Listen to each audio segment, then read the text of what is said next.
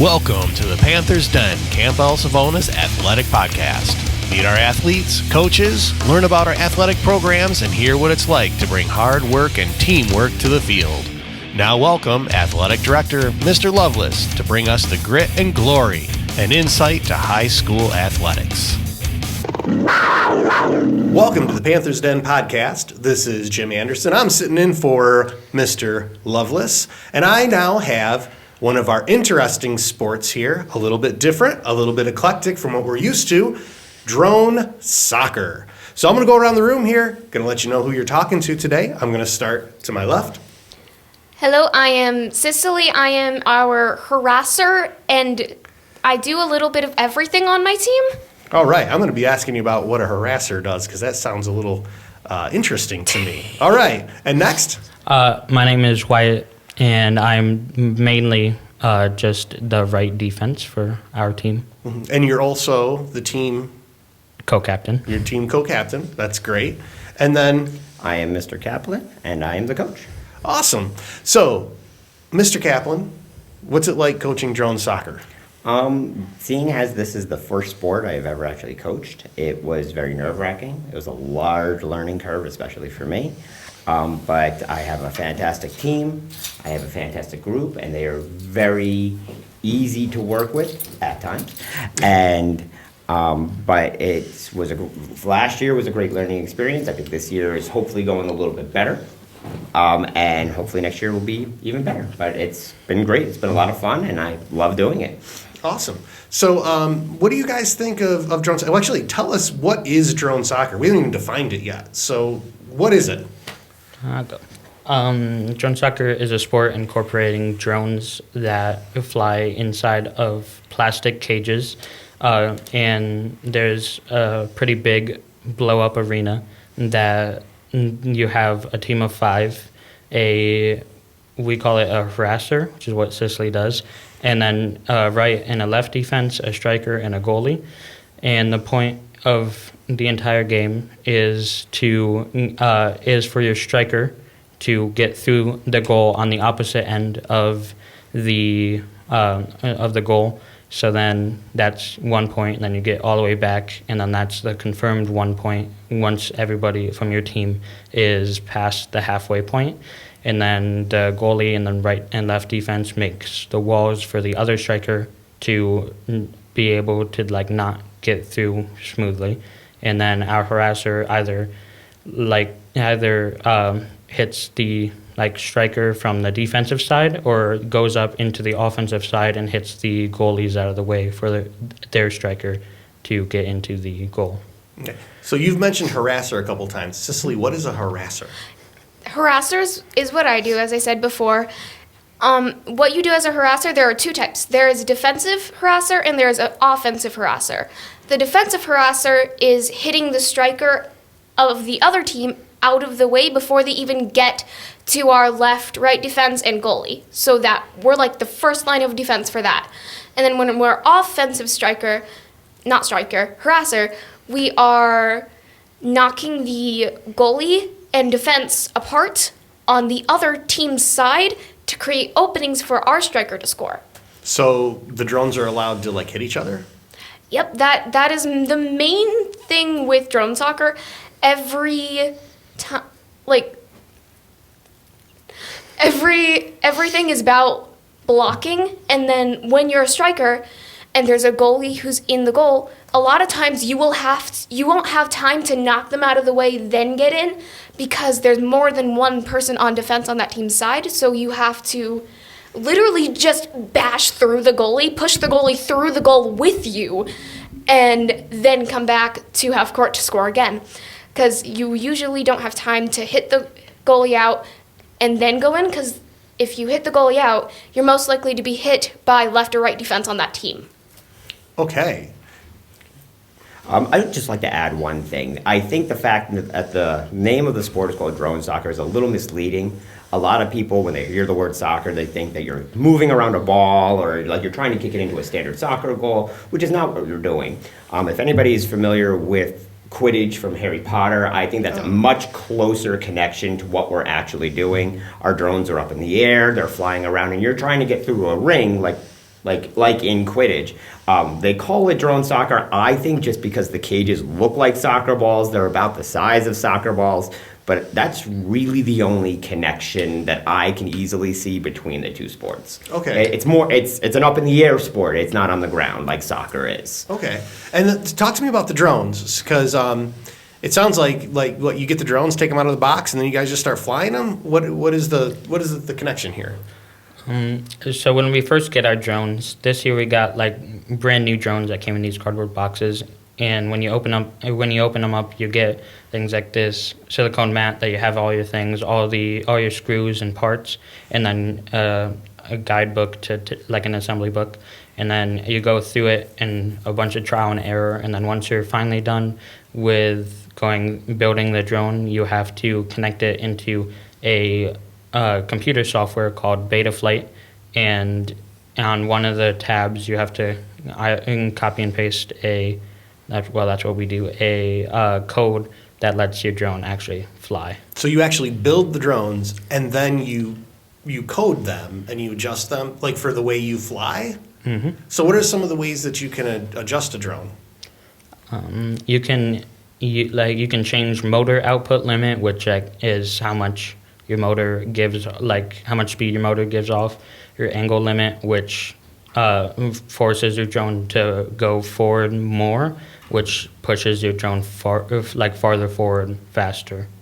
So that's rather complicated. Coach, you wanted to add? And there's a lot of other things. So physically, we can also do a lot of things. So for like Wyatt's drone as a defensive person, we want him to basically be a floating wall, right? We want him to be very heavy. So we've physically added weights to his drone, so that way he is right at the maximum weight limit. That way the other team's drones have to have more momentum in order to push him out of the way.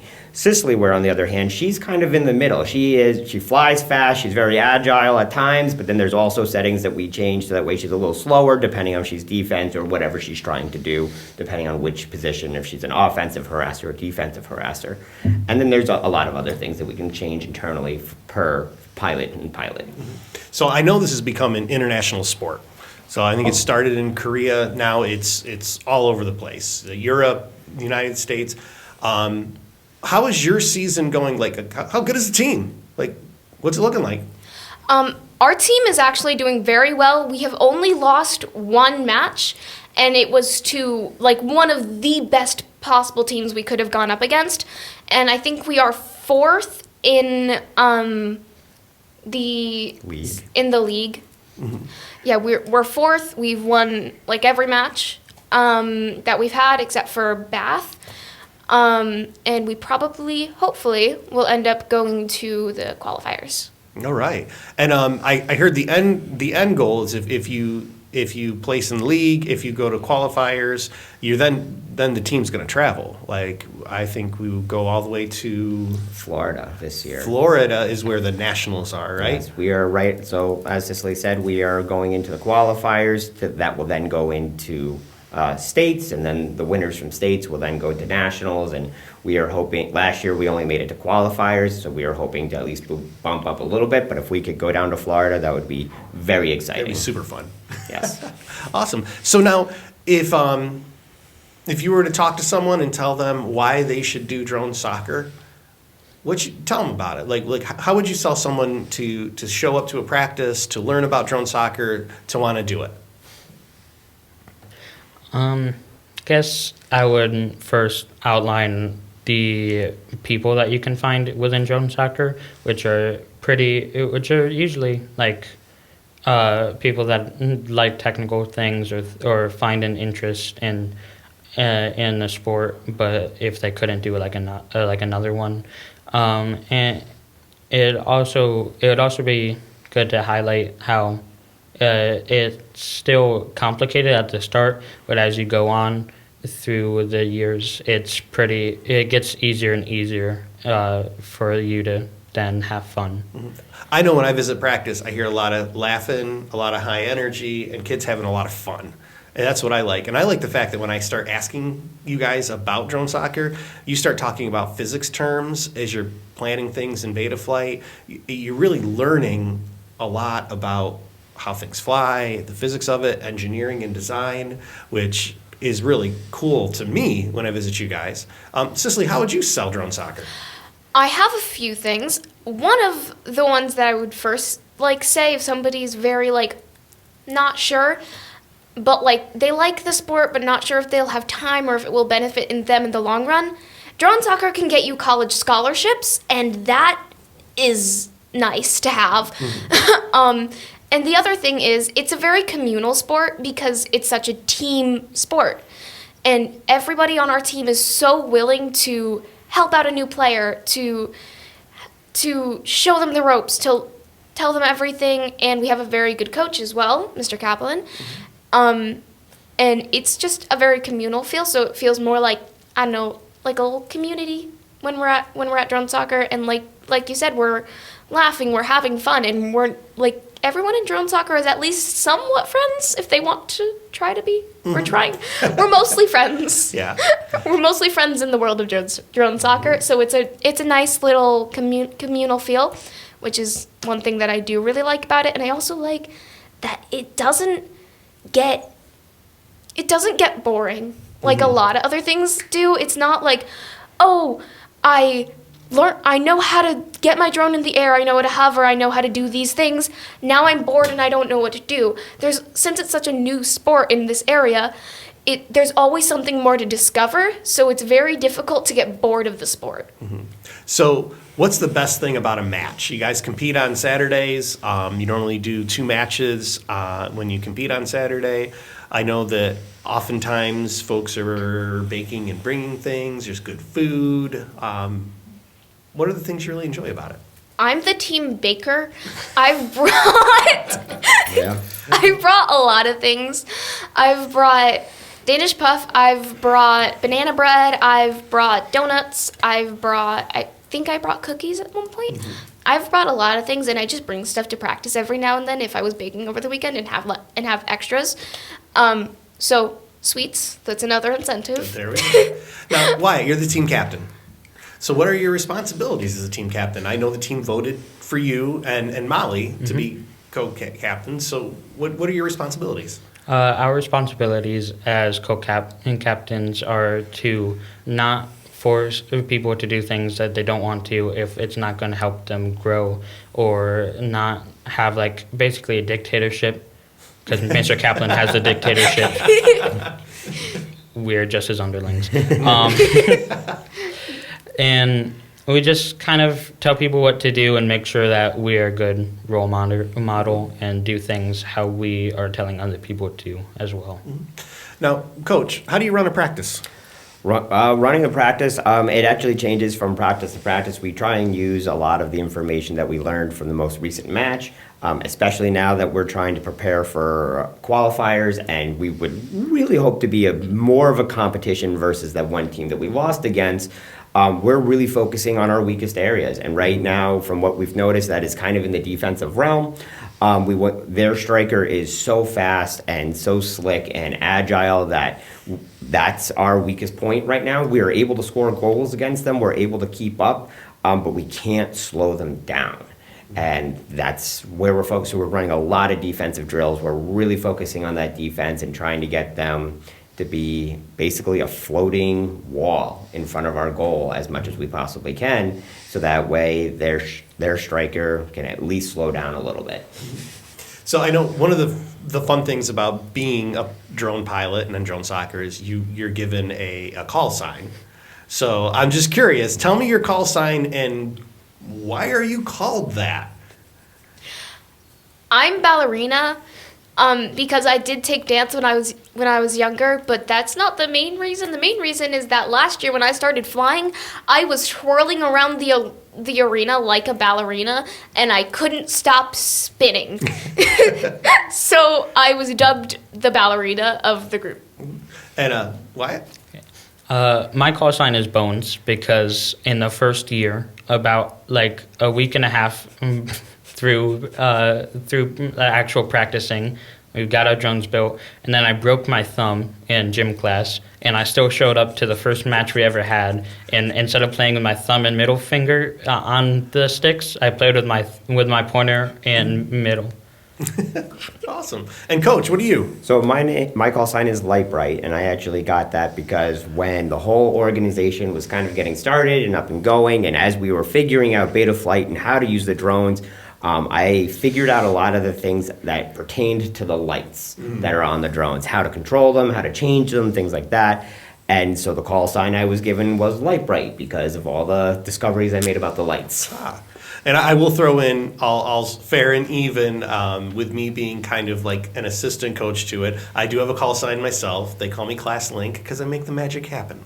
And I get picked on a lot for that. But as we kind of move forward, are there any really funny stories you want to share of something that has happened? Or are there any other teammates you really want to call out that you've just been really proud of that have really stepped up this year and you're just really proud of them? Anyone? I want to call out Molly, Okay. our other co-captain. First of all, there's a reason she's our other co-captain. She is our best striker. She is really good at what she does. And we did give her, her call sign is Sassafras because she is sassy in the best way possible. We love Molly, but she's very fun to mess with. All right. Okay. Specifically, Mr. Kaplan. Mr. Kaplan is what he calls her biggest hater in the best way possible. It's just like it's like a sarcastic joke that he's always doing. It is beautiful and so funny to watch. Right. I'd like to call out Declan just because, I'd like to call out Declan and Haven because Haven has just joined about 2 days ago, and she's already progressed more than the veteran team has in probably the first week and a half that we were actually That's wonderful. flying. Oh, and she doesn't have a call sign yet. No. We'll have to think about that. Yeah. And I mean, Coach, you want to do any shout outs? Shout outs. Actually, I would just really like to thank you, Mr. Anderson, for all the stuff that you do behind the scenes, all the paperwork that you've been working on for the insurance for us, the bus scheduling, the video editing, t-shirt setup, everything that you have helped us out. You really do make the magic happen of the drone soccer. Well, thank you. I greatly appreciate it. Right. All right. As we come to the end of the podcast, is there any other fun things you would like to share about drone soccer or a funny story?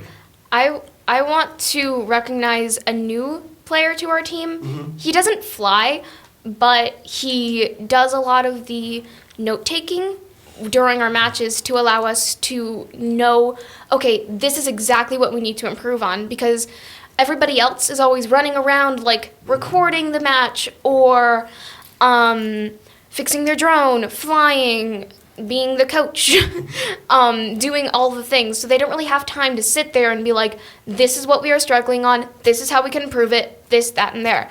And that's what he does. So you're talking about Alex. Yes. Yeah. So for a funny story, though, or something that's interesting with Wyatt, is he has, when we first started flying, he was the #1 propeller breaker. Oh, he yes. broke No. all of them, at least one or two every practice. An item that we were like, how is this gonna break? It's inside a cage, it's gotta be protected. Why do we need so many? Wyatt found ways. And so we kind of started coming up with the idea of maybe he should collect the propellers kind of like trophies, and he has slowly started making jewelry out of them because he has all the propellers or their blades and things like that, and he's been making things. Sorry. So that's just been something that it's been interesting to watch, and now everybody is participating in that. I see people bringing him propeller blades or broken propellers all throughout practice. I think you must have a bag of hundreds and hundreds of blades by now. I just think it's super entertaining to watch it happen. Yeah. At my desk at home, I have a bag next to me filled to the brim with the old and new propellers that some of them I have gotten to and drilled some holes in so I can actually make them. The other ones are just sitting there. Waiting. Yeah. I broke a propeller today. Not my proudest moment, but I did break a propeller today. I broke 2 actually. So I took them off my drone, and so each propeller has 5. Depends on the propeller. Yeah, Five. depends on the propeller. 5 blades on it, and only one broke off of 2 separate ones. So I just have 4 extra blades on my propellers. So what I did is I like broke off the blades of my thing and just was like, Wyatt, here you go. And then the other day I also dropped a propeller in his hood. Oh, jeez. I'd like to highlight one more thing. My proudest moment with my propellers is last year. I somehow broke all of my propellers on two of my blade, all the blades on 2 of my propellers, and then like 2 other ones were chipped and broken, and I have no idea how it happened. I just remember looking at my drone and seeing basically nothing on every single one of my propellers.